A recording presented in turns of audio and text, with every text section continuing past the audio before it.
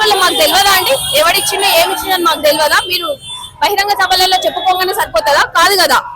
ఇక్కడ వాళ్ళు చెప్పేటివన్నీ అబద్ధాలని ప్రజలకు కూడా తెలియజేసేది ఒకటే. వీళ్ళు చెప్పే ఉద్యోగాల విషయంలో ప్రభుత్వాలు చెప్పే మాటలు నమ్మకండి, మీ ఇంట్లో పిల్లని ఇబ్బంది పెట్టకండి. ఎందుకంటే నోరు తెరిస్తే అబద్ధాలు మాట్లాడుతున్నారు ప్రస్తుత ప్రభుత్వం. ఇవ్వని ఉద్యోగాలు ఇచ్చినామని చెప్తున్నారు, వాళ్ళు ఉద్యోగాలు ఇవ్వలేదు. ఉద్యోగాలు ఇచ్చి ఉంటే మేమందరం ఈడ రోడ్డు మీద కూర్చునే పరిస్థితి మాకు వచ్చేది కాదు. ఈ రోజు ఎండలో రోడ్డు మీద కూర్చోవాల్సిన పరిస్థితి రావడానికి కారణం కాంగ్రెస్ ప్రభుత్వం, ముఖ్యంగా రేవంత్ రెడ్డి, రాహుల్ గాంధీ గారు. సో వాళ్ళని నేను అడిగేది ఒకటే, మీకు ఏమైనా చిత్తశుద్ధి ఉంటే మాకు చేయాల్సిన న్యాయం చేయండి, అప్పుడు మాట్లాడండి. మా గురించి ఎన్ని అబద్ధాలైనా చెప్పుకోండి. మా ప్రభుత్వం చిత్తశుద్ధితోనే ఉండి ఉద్యోగాలు ఖచ్చితంగా ఇస్తామని చెప్పేసి అంటున్నారు. ఎన్ని రోజులు ఇస్తామంటారండి? ఇప్పటికీ 2.5 సంవత్సరాలు దాటిపోయింది. ఇంకెప్పుడు ఇస్తారు? ఇంకెంత టైం కావాలి? మా ఉద్యోగాల సంగతి ఏమో కానీ మీకు మీరు ఉద్యోగాలు ఇచ్చుకుంటున్నారు, భూములు పంచుకుంటారు, అన్ని మీరు చేసుకుంటారు. మీ బిడ్డలేమో ఇంటర్నేషనల్ స్కూల్ పెట్టుకుంటారు, ఒకళ్ళేమో ఫార్మసిటీలు బిల్ చేసుకుంటారు, అల్లుళ్ళేమో. మరి ఇది మా పరిస్థితి ఏంది? మేము ఎప్పటికీ ఇట్లా రోడ్ల మీద కూర్చొని నిరసనలు తెలపాలా? ఏమనుకుంటున్నారు అసలు ప్రభుత్వాలు?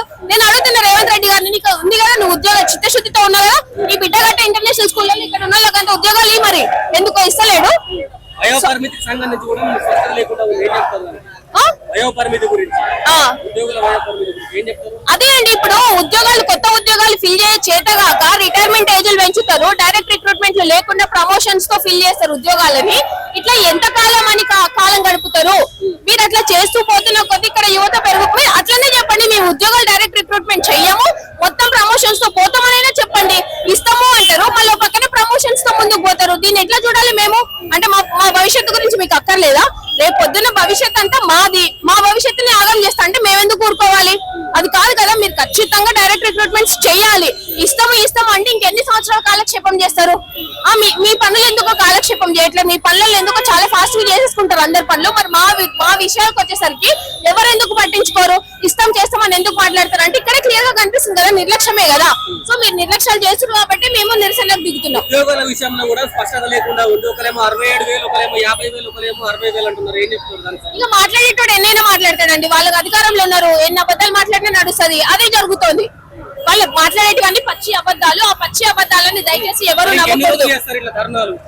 మా హక్కు మేము కల్పించుకునేంత వరకు ఖచ్చితంగా చేస్తామండి ధర్నాలు.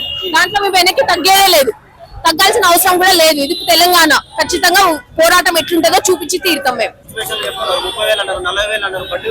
ఇదే వాళ్ళు multiple times job calendars release చేస్తున్నారు, కానీ ఫస్ట్ అతను వచ్చే ముందు జాబ్ క్యాలెండర్ లో ఏమన్నారు, 22 lakhs వరకు ఇస్తామన్నారు కదా. ఇప్పటి వరకు ఎలాంటి నోటిఫికేషన్ లేదు, అండ్ 3 years కూడా అవ్వడానికి వస్తుంది.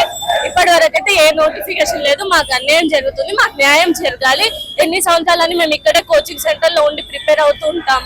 ఇది ఎంతవరకు మీ కార్యాచరణ ఎంతవరకు చేయబోతున్నారు? ఇప్పటికి 30 నెలల్లో దాదాపు ఎన్నో సార్లు కూడా మీరు దీక్షలు కొనసాగిస్తున్నారు. న్యాయం జరిగే వరకు మేము ఇలానే ప్రొటెస్ట్లు చేస్తూ ఉంటాం.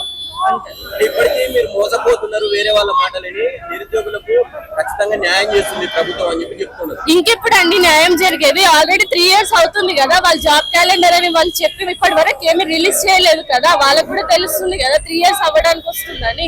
ఇప్పటి వరకు అయితే ఏమీ లేదు కదా.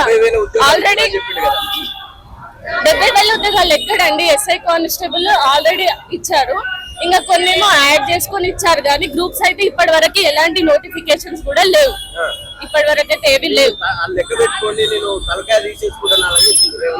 ఎక్కడ తీసుకోమని చెప్పండి కదా. ఇప్పటి వరకు అయితే ఏమీ లేవు కదా, అందరికీ తెలుసు. ఒకవేళ ఇచ్చి ఉంటే మేము ఎందుకు రోడ్ల మీదకి వస్తామండి? రాము కదా.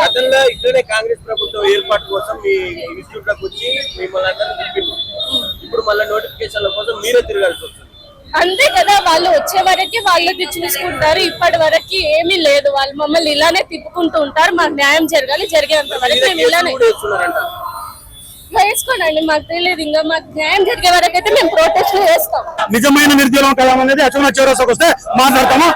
దమ్ముంటే అచ్చమనాథ్ చౌరస్తాకు రమ్మ. ఎందుకంటే ముఖ్యంగా ఈ మాట అనడానికి కారణం ఏంటంటే మీ స్టూడెంట్ యూనియన్ లీడర్ల నుంచే బయటకు వచ్చినటువంటి ఇప్పుడు పదవులు అనిపిస్తున్నటువంటి ఎగ్జాంపుల్ తీసుకుని బల్మూరు వాళ్ళు పేమెంట్ బ్యాచ్, మేము కాదు. వాళ్ళు పేమెంట్ బ్యాచ్, బల్మూరు వెంకట, రియాజ్, మిగతా వాళ్ళందరూ పేమెంట్ బ్యాచ్, మేము కాదు. మేము ఇక్కడనే ఉన్నాము, అచ్చమనాథ్ చౌరస్తాలో ఉన్నాము, అచ్చమనాథ్లో చదువుకున్నాం, అచ్చమనాథ్లో చదువుతా ఉన్నాము, ఇంకా కూడా అచ్చమనాథ్లోనే ఉన్నాము. వస్తారంటే ఎవరైతే అంటున్నాడు కదా ఆ దరిద్రుడు, ఆ సిగ్గులేని దద్దమ్మ, ఆ సిగ్గులేని ఎదవలు ఎవరైతే అంటున్నాడు కదా వాళ్ళందరూ అచ్చమనాథ్ చౌరస్తామని భరోసా.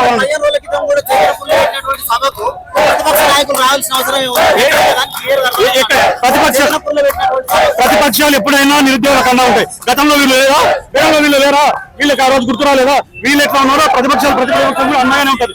తెలియనప్పుడు తెలియనప్పుడు రాజకీయాలు వాళ్ళకి తెలియదు. వాళ్ళు ఓన్లీ కార్పొరేట్ రాజకీయం చేసిండ్రు కాబట్టి వాళ్ళకి తెలియదు. మేము ఉద్యమాలు చేసినట్టు మాకు తెలుస్తుంది. మాకు తప్పకుండా ప్రతిపక్ష సపోర్ట్ ఉంటుంది, సపోర్ట్ తీసుకుంటాం, సపోర్ట్ తీసుకునే చేస్తాం.